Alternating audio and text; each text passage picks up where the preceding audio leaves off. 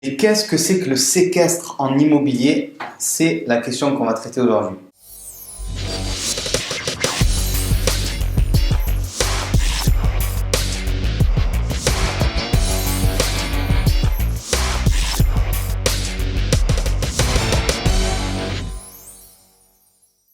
Bonjour à tous, je suis Romain Caillé, l'auteur du livre best-seller Adieu patron, devenir rentier en 18 mois grâce à l'immobilier. Et on va traiter cette question, qu'est-ce que c'est que le séquestre en immobilier?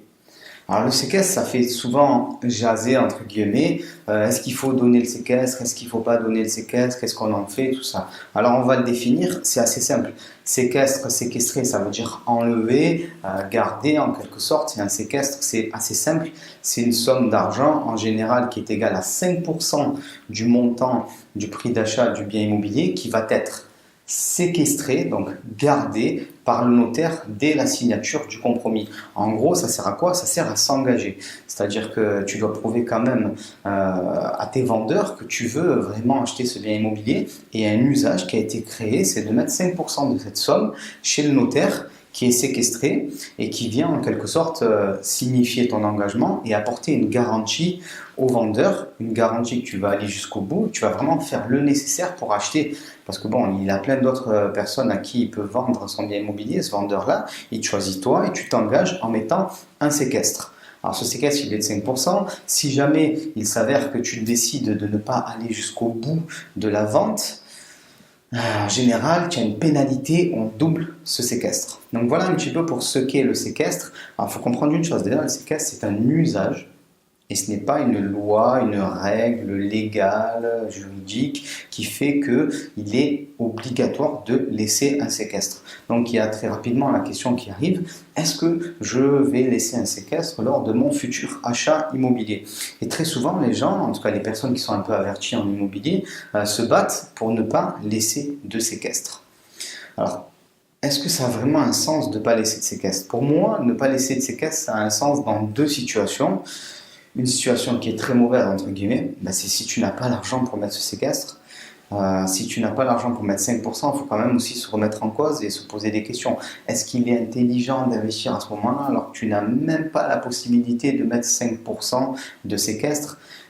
C'est une somme finalement qui vient assurer ta sécurité. Si tu n'as pas au moins cet argent-là, c'est peut-être pas le moment pour investir. Il faut peut-être dans un premier temps économiser de l'argent pour arriver à avoir environ 6 mois de train de vie de sécurité, parce qu'on sait l'investissement immobilier c'est quand même quelque chose sur le long terme.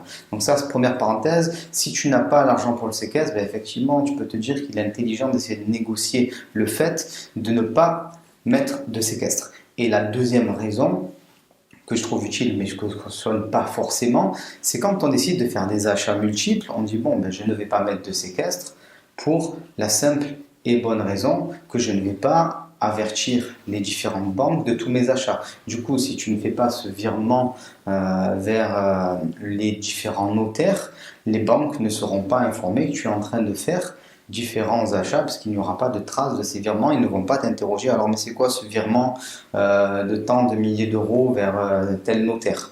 Donc voilà, ça c'est les deux raisons qui sont en général mises en avant. Pour moi, il n'y en a pas vraiment d'autres. On pourrait éventuellement dire qu'il y a une autre raison, c'est de ne pas mettre de séquestre, simplement pour essayer de contraindre la banque à faire un financement total.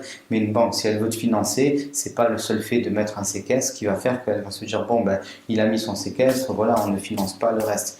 Ça change rien. Si une banque veut vraiment te financer à 110 ou à 130% comme on dit, donc c'est-à-dire avec les frais de notaire plus les travaux, elle le fera, elle le fera. Donc se battre pour un séquestre, je pense que c'est pas forcément utile, il n'y a pas d'intérêt. Au contraire, même des fois, c'est bien de montrer qu'on est prêt à s'engager, à mettre une somme d'argent, voilà, équivalente à 5% chez le notaire, histoire de garantir la vente. Tout en sachant que ce séquestre, si jamais tu réussis à te faire financer à 110-130%, l'argent va te revenir. Donc il n'y a pas de souci à ce niveau-là.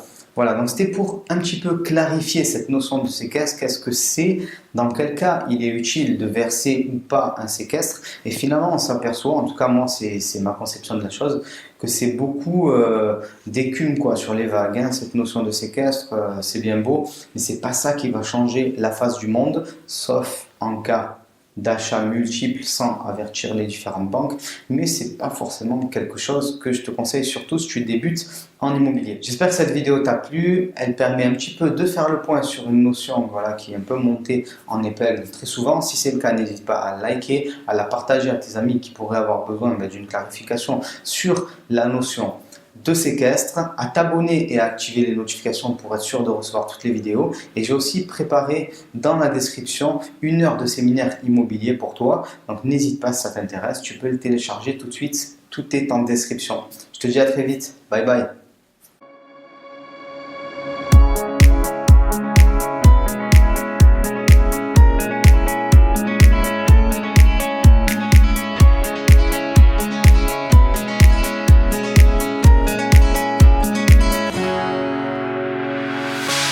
The sun blazed so brightly.